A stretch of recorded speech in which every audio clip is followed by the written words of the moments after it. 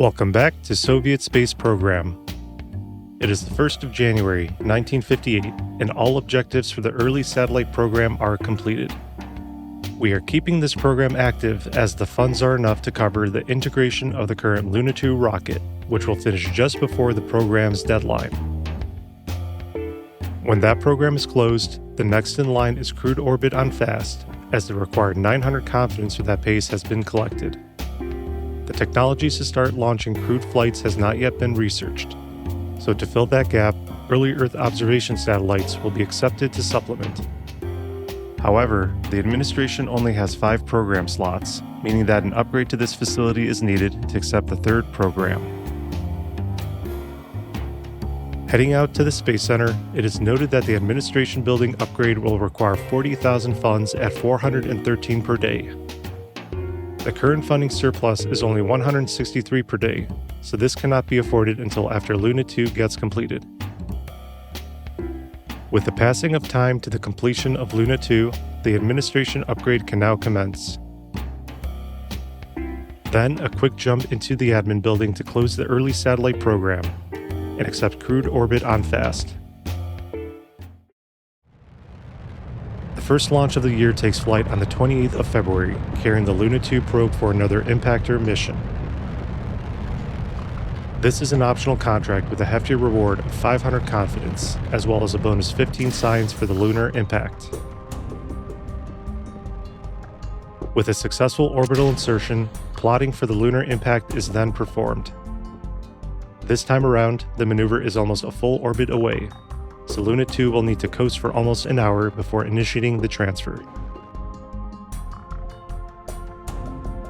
10 minutes before translunar injection, the course predictions are double-checked, and a minor tweak is made to maintain an impact course. Then, the node is executed.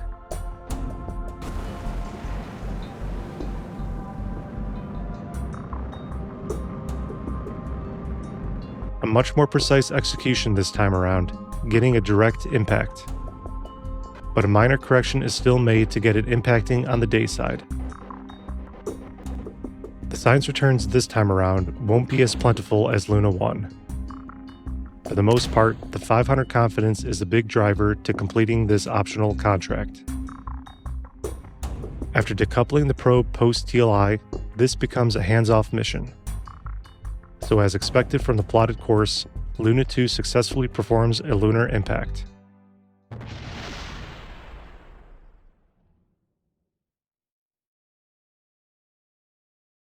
And now for the reveal of a new launch vehicle, dubbed the Cosmos 1. At almost a third the cost of the R7, this will be the workhorse for the early Earth observation and commercial applications programs. The first stage is an RD-108, but underburned to maintain a usable liftoff thrust-to-weight ratio. The second stage is an RD-0105, also underburned. To maximize the payload capacity, the second stage has a smaller diameter than the core, which helps reduce the dry mass for that stage. Built with aluminum stringer tanks, this can place 1 ton to a low 160-kilometer orbit. Weighing under 65 tons, this is too small to be built on the R7LC, so new launch complex will be needed for the Cosmos 1. The construction will take roughly 6 months, so we will revisit this later in the episode. With various facility upgrades underway, it is now a waiting game, as funding is too low to build another lunar R7. However, there is enough funding to support a staffing increase, so an investment is made to hire 30 researchers to reach a total of 600. Then, some more time passes until the administration building is finally upgraded. Now, with a maximum of 6 program slots, early Earth observation satellites can now be taken. 4 years seems like a comfortable pace, so fast is chosen for the program speed, putting the deadline in May of 1962. The admin upgrade was a good investment, as now with the 3rd active program, funding has increased by an extra 300 per day. With the extra cash influx, another 10 researchers are immediately hired, and then R7 construction recommences a few days later. With that in the pipeline, auto hire is set to 650 researchers as time has passed until the R7 is rolled out. 22nd of August marks the launch of Luna 3.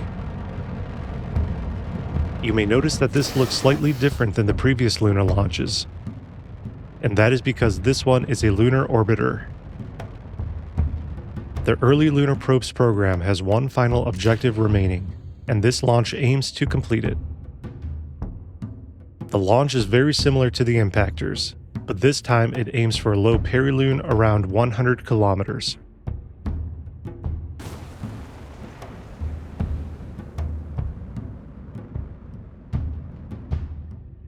After a successful TLI and a minor course correction with RCS, a new maneuver for the capture burn is placed. Because the final stage is an unguided probe, what has to now happen is realign to that new maneuver, spin stabilize, and release the probe. This will keep it pointed in the correct direction when it is time to execute the capture. To not accidentally nudge the probe off course, the decoupler has zero decouple force, and the transfer stage manually translates backwards with RCS to move away from the probe. After getting some separation, the transfer stage does a course correction to impact the moon so as not to leave space debris in orbit. Moving away from battery-operated probes and now having solar cells, Luna 3 is the first solar-powered probe of this space program.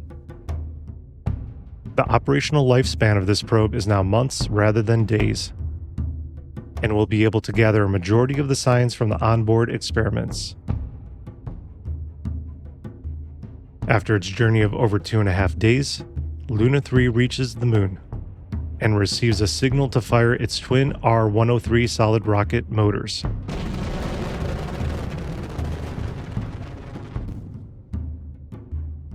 With a successful capture, Luna 3 becomes the first man-made object to be put in an orbit around the moon.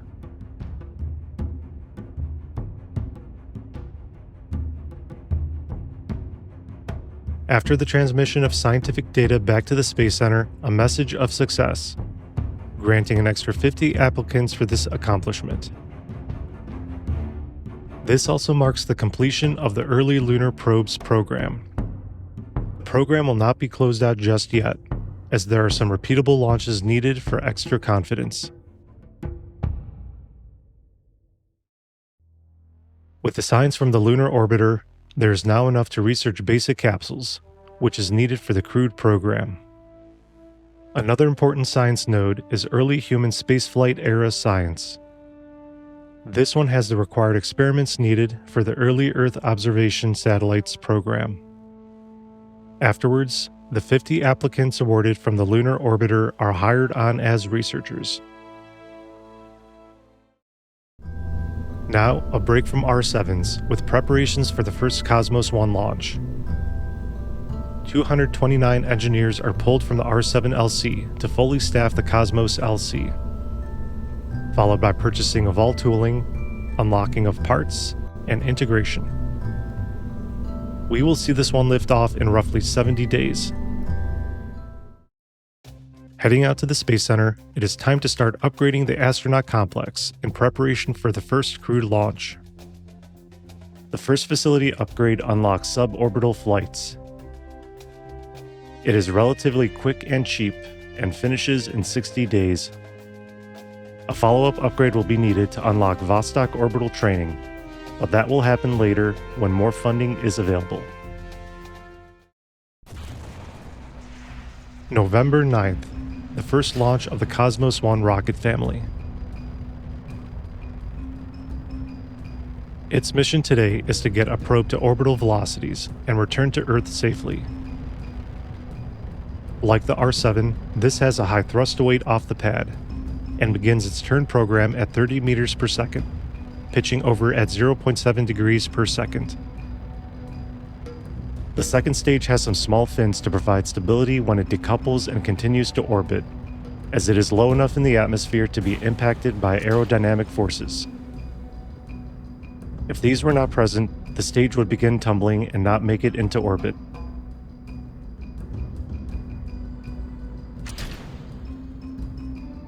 With fairings away, the payload is exposed, showing a simple science core with a heat shield and a parachute.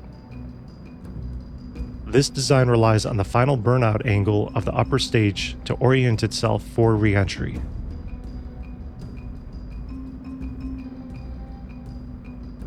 And with reaching the required surface velocity, the engine cuts out, and the probe decouples for its brief stay in space.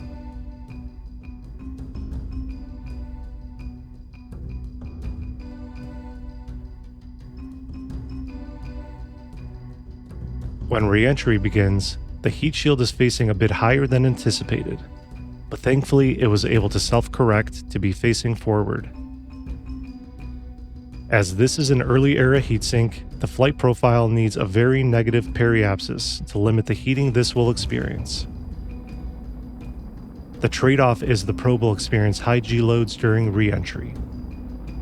Not a real problem, as there is no living payload for this flight.